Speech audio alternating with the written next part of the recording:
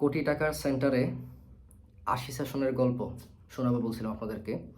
আগেই বলে রাখি, এটা কোনো প্রতিহিংসামূলক ভিডিও নয়। এটা যার সাধারণ মানুষের জন্য একটা সতর্কবার্তা, যেটা আমার মনে হয় অনেকের আগে উচিত ছিল এই কথাগুলো বলা, কিন্তু অনেকেই হয়তো বলে নাই। কিন্তু এটা সহ্য করতে করতে এখন এমন এক পর্যায়ে চলে এসেছে যে আজকে বাধ্য হলাম এই বিষয় নিয়ে ক্ষুদ্র কথা বলতে। কেমন? তো টাইটেল হচ্ছে কি, কোটি টাকার প্রজেক্টে ৮০ সেশনের গল্প। আচ্ছা, একটু মনোযোগ দিয়ে শুনেন কেমন? এবং এটা নিয়ে বারবার কথা বলবো না, এই এক ভিডিওতে এখানেই শেষ। এরপর আর কোনো কথা, ভিডিও কোনো কিছু বানাবো না ইনশাল্লাহ। ধরেন আমার কাছে কয়েক কোটি টাকা আছে। আমার কাছে কি কয়েক কোটি টাকা আছে। তারপর আমি বাংলাদেশের বিভিন্ন জায়গায় ধুমাইয়া ব্রাঞ্চ খুললাম। অমুক তমুক জায়গায় বিভিন্ন জেলায় কি ব্রাঞ্চ খুলে দিলাম। আচ্ছা, ব্রাঞ্চ খোলার পর আমার করণীয় হচ্ছে কি, যেহেতু আমি একটা ব্যবসা করব, এটা কোনো সেবা না, এটা হচ্ছে ব্যবসা। সেবা ওইটারই বলে যেটার মধ্যে হচ্ছে আপনার একটা কম্প্রোমাইজ বিভিন্ন কিছু থাকে। আর যেটা কমার্শিয়াল সেটা হচ্ছে, ভাই তোমার টাকা আছে না না আছে, তুমি কি ধান খেতে কাজ করো না চাষাবাদ করো না কি, এটা আমার জানার বিষয় না। টাকা চিকিৎসা নিতে হলে টাকা পুরোপুরি দিয়ে যেতে হবে, এটা হচ্ছে কমার্শিয়াল। হ্যাঁ, তো ওদেরটা যেহেতু কমার্শিয়াল, তাহলে ওদের কমার্শিয়াল বিষয়টাই বলি। তো ওদের তো কোটি টাকা ইনভেস্ট হয়ে গেল, বাংলাদেশের বিভিন্ন জায়গায় ওরা সেন্টার দিয়ে ফেলছে, যাই হোক বিভিন্ন ব্রাঞ্চ করছে। আচ্ছা, ব্রাঞ্চ করার পর এখন তাদের করণীয় হচ্ছে কি, সে সেখানে রাখি নিয়োগ দিবে। ধরেন পোস্ট করলো যে আমার সেন্টারে রাখি লাগবে সেই। এখন ওদের সেন্টারে কারা রাখি হিসেবে যাবে? কারা যাবে জানেন? যাদের কোনো নিজেদের ব্যক্তিগত কোনো রোকেয়া সেন্টার নাই।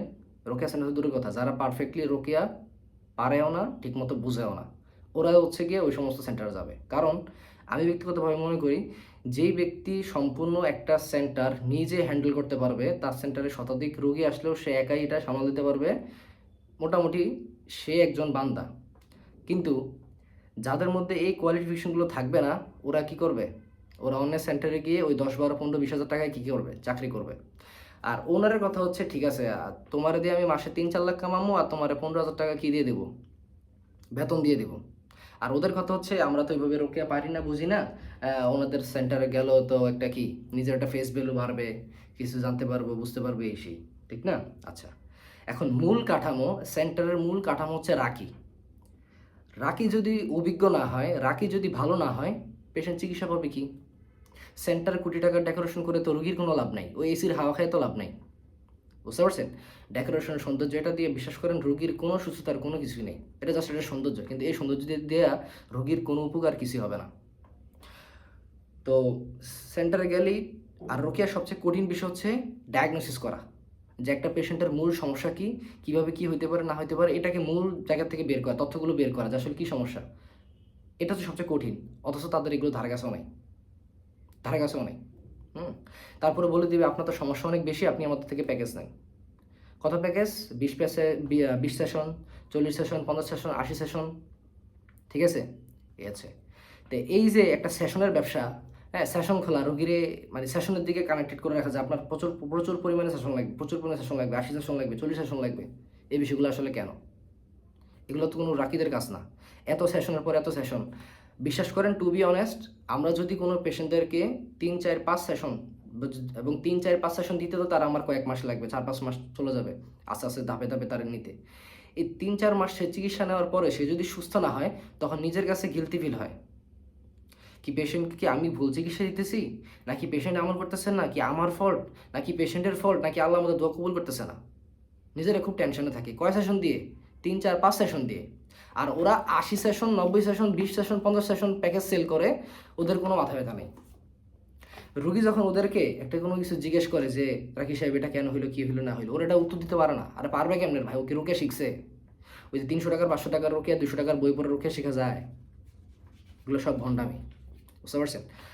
রোকেয়া ওইভাবেই শেখা যায় যখন সে একজন অভিজ্ঞ রাকির কাছে 1 বছর তার সেন্টারে থেকে খেয়ে সব কিছু দেখে শিখে বুঝবে, তখন গিয়ে একটা পর্যায়ে সে রোকেয়া করাতে পারবে। এখনকার অধিকাংশ রাকি হচ্ছে কি জানেন, আমি আপনাকে বলি, আমি কাউরে ছোট করার কথা বলতেছি না, তবে যেটা সত্য এবং বাস্তবতা বলতেছি ওইটা আমি বলি। আপনি আমার গালি দিলে দেন, আমার এর কিছু যায় আসে না ভাই, আমি আবার এই বিষয়ে খুব কে আমার কি বলছে না বলছে আমি এটা দাঁড়ারি না, কেমন?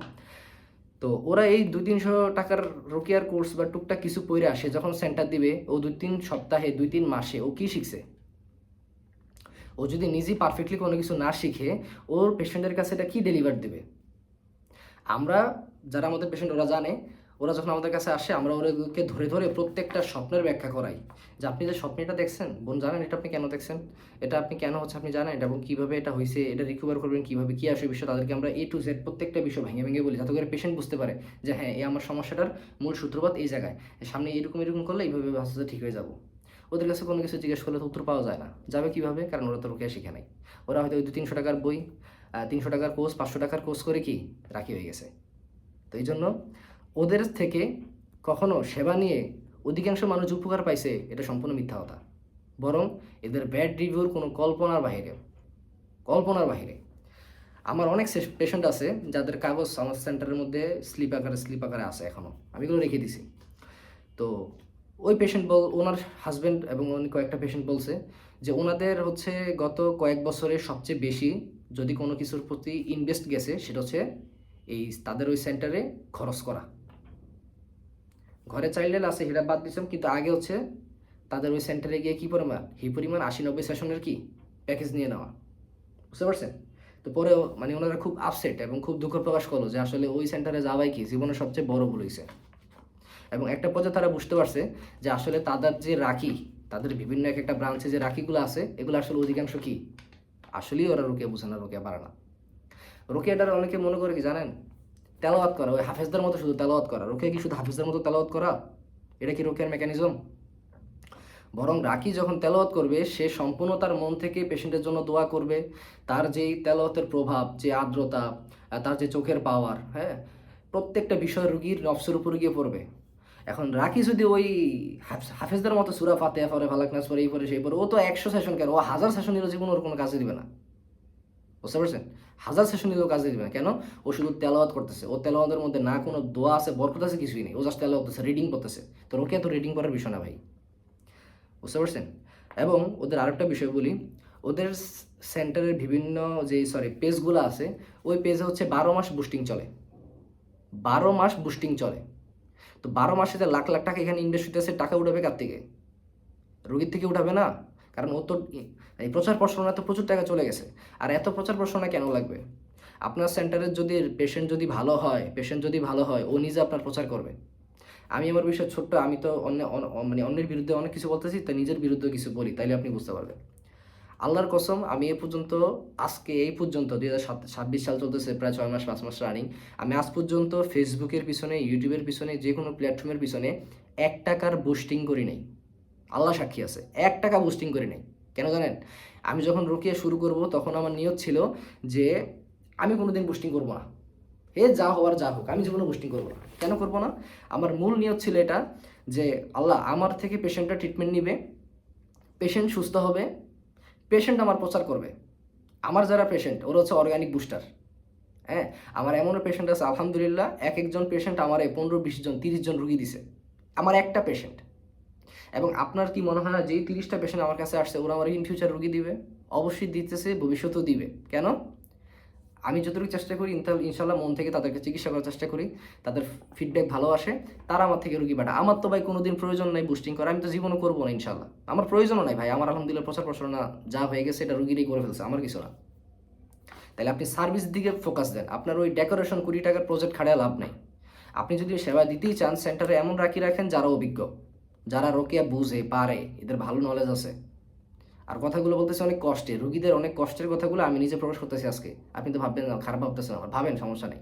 কিন্তু যাদের সাথে এই ভুক্তভোগী হয়েছে তারা বুঝে।